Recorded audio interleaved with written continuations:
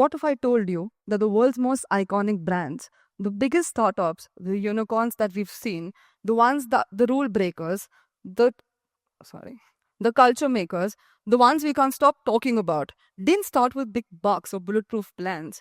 They began with an itch, a late night thought of coffee fueled frustration, and a wild idea that whispered, "What if?" Hello, I'm Namda C. Patel. I've been working with D2C startups scale into thriving businesses. Now, one thing that I've learned in my life is that it's not about the size of the launch, it's always about the size of the leap. So, let's take a detour into stories where ideas sparked into moments, where lessons, risk, and a touch of chaos turned and created magic, where people, purpose, and passion fueled everything. Now, I know one thing, I'm not your typical motivational speaker, nor am I a unicorn startup founder. Well, not yet. But what I do bring is an experience that is raw, real, and filled with messy beginnings and bold pivots. Hopefully, by the end of this, you'll be less pressured to be perfect and more powerful to start something of your own. Let me take you back to the moment when I was 19. I was freshly out of college. I had no idea what I was going to do. I had a lot of questions in my head, and I was full of curiosity. I belong to a family of entrepreneurs. Business conversations are something that happens on a day-to-day table talk. Um, so, the question was, what will I do with my life? I always knew that I'll start something of my own, but the problem was I didn't know when or what. That when actually came into perspective when I moved to Ahmedabad to pursue my course in ACCA. ACCA is Associate Chartered Certified Chartered Accountants, UK. We had no tech backgrounds. We had no idea. I had no experience before. When I moved to a new city in Ahmedabad with certain of my friends, it came with its own chaos. Soon, we understood that we hit a wall that a lot of other students were facing as well. We couldn't find one decent place to live. The PGs were boring. They were muddled into a lot of bunk beds. There was no proper food. There was fixed timings. And if I have to be honest, nothing felt like home for us. By the end of it, while we were thinking of and pondering over it, we came to a perspective that we could start something of our own. So that frustration turned into an idea and we started working over it. 3 months later and multiple surveys later, we figured out one thing, that this idea has some proof that we could build around. Now, the thing is, we started with working towards building a tech background which would help a lot of people to choose their own places. The only problem being, we didn't realize as to how to make it sustainable. When I say sustainable, I mean we didn't know how to earn revenues out of the tech startup that we were building. We didn't have any investors coming along. There was a lot of uh, sorry. There was a lot of ideas that came along, but we didn't know what happened.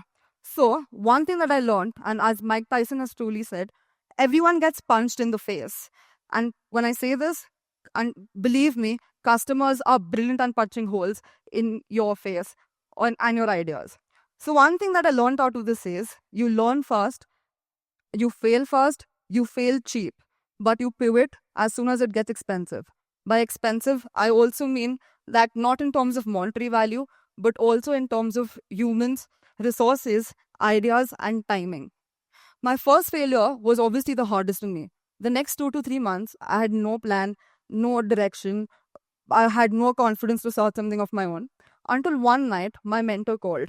And while he was consoling me and discussing about why and where I failed, he told me two things that I have learned.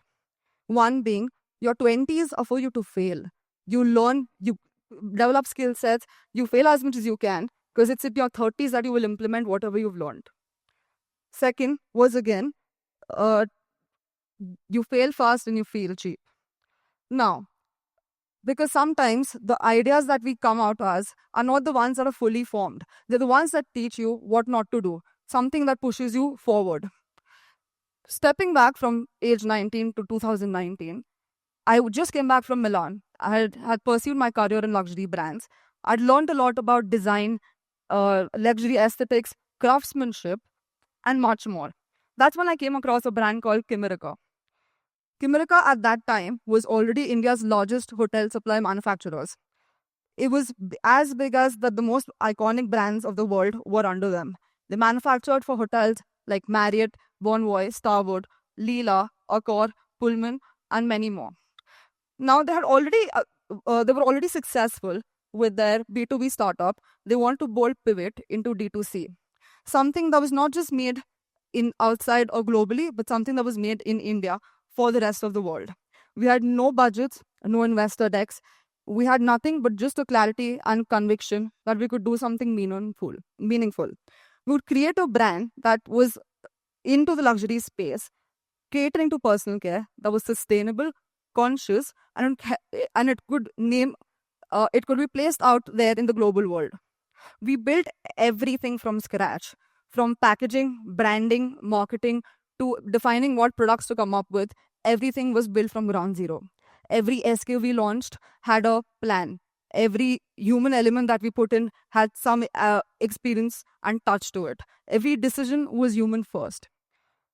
Now, while we were gaining momentum, something really bad happened to us. COVID struck. This is the time when everything that I've planned for, everything that the team worked for, went completely into chaos. We didn't know what we were doing. We had no idea what's going to happen to us. Everything shut down, and the world kind of came into a pause in front of us. That said, the e-commerce was paused, the airports were shut, stores were shut, factories on a red alert. There was nothing that we could do. 1.5 years later of building a brand, and when you come to such a space, you have no idea where it's going to go. We were really disheartened. Until one day, our team members called. Not from boardrooms or not from any fancy offices, but sitting from home with their glitchy Wi-Fi and then their pajamas, holding it all together. When most companies decided to sack their employees, our team decided that we're not going to let go of any single individual. And when they said this, they meant it. Within the next 48 hours and in just 2 days, we were able to build a sanitizer brand. Well, it was also the need of the hour, and we also had a lot of support from the government. It wasn't to go viral. It wasn't to have any belief systems. There was no plan to expand, but we had to pay some salaries to 120 employees that were dependent on us, and they were a part of our family. I kid you not, that brand ended up becoming one of the best sellers on Amazon for the next 2 consecutive years. What I learned out of this was, you guys can have great strategies, sure, but the right people, they always matter. Your plans can be perfect, but until unless you have the right people in the right direction, we're not going anywhere. No vision, how long or how strong it is, can thrive in isolation. Growth is not a sole person's journey. You require right team, your right partners, and right people to help you. So I ask you this when I talk about. When you're discussing ideas, it can never happen in quiet rooms. It's always with brainstorming around friends. It's discussing with your mentors and debating with them.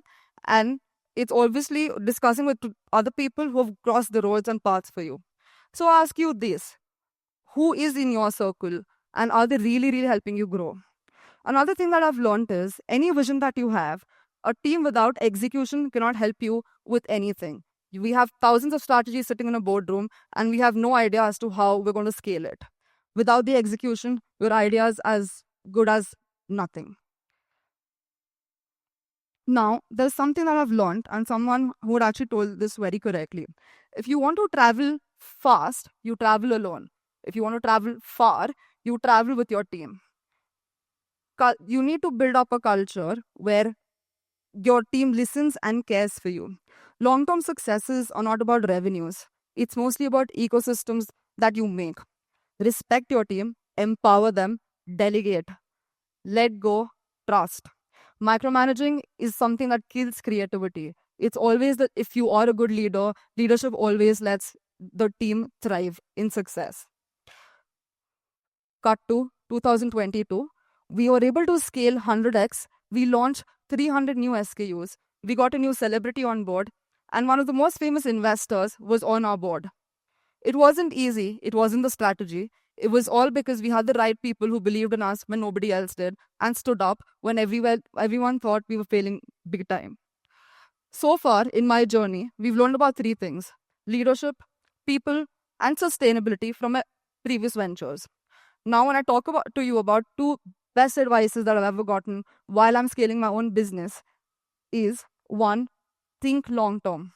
Back in Milan, while I was starting luxury brands, I was able to witness many great brands in action. We were able to meet a lot of great minds. One thing I realized there was brands, businesses, companies don't chase trends. Every product they launch, every idea that comes out of it, every store that they've opened, it was all designed to last. It wasn't for a season, it was more than for a decade. So, and that is something that shifted in me. Because in the startup world, we normally discuss everything which is mostly around speed, growth, virality, and hustling. But Milan taught me something true. Real success is about patience, being quiet growth, and being more focused towards whatever you're doing. The same lens shaped my next chapter. I began consulting for a homegrown brand in India. I met these founders, the four founders who quit their mundane 9 to 5 jobs to start a soft luggage manufacturing company in Indore. When I met them, they weren't flashy. They were quietly trying to build an idea that they had b- very effectively and very efficiently. What was different about them that I figured was they were not talking about quarterly plans. They were not chasing quarterly wins. They were looking into a direction of a 5-year-old plan. Now, every call that we had, none of the founders ever asked me about a month's ad performance. Their ideology was about product quality, long term positioning, and owning the ecosystem. Today, they have their own brands. They're also manufacturing for the biggest brands that this world has to offer. They have their stores around and across the country. And the best part, they're listed on NSE, National Stock Exchange. They went public. So, the best thing is, growth is not always equal to speed. They understood something that not a lot of people did. It's not about how fast you rise, it's about how long you last. They didn't burn cash to go viral. They did not compromise on products for performance marketing. They built quietly, deliberately, and intentionally. And now they're not just profitable in India, they're also one of the most respected brands to offer. They're the part of the 2% startup that actually survived. So the truth is, quick wins don't build legacies. Patience does. Think about not the next quarter, but what you have to do for the next decade. Age legacies and big businesses and brands over the time are not built in a day or a jiffy. It's built brick by brick. A second concept that I felt was quite underrated when we speak about startups in general is timing. Timing, right place, right product. For example, Blinkit survived and found success when COVID hit. When groceries were when everything shut, groceries were an essential and every household needed them. Both came into perspective when data became cheap and content blew. Paytm right after demonetization when cashless economy was on a high rise. So, a timing can make or break things. Right strategies works, right execution works, but timing is also equally important. The best founders that I have met ask me this question: are the people ready for what I'm building today? Right problem at the right time is something that has to be looked upon. Today, I run my own consultancy. I work across beauty, fashion, education, and more. And here's the one truth across all categories that I've seen: purpose lights the spark, passion keeps it burning, and people carry the flame forward. So don't chase the metrics, do not chase momentum, chase the meaning. So I'll leave you with this today. You don't need big budgets, you don't need a solid plan. All you require is the courage to start. Stay rooted in your purpose, believe in people, don't go out there to impress people, but to make an impact. Maybe next time we meet, it'll be your story that we'll be discussing. Thank you.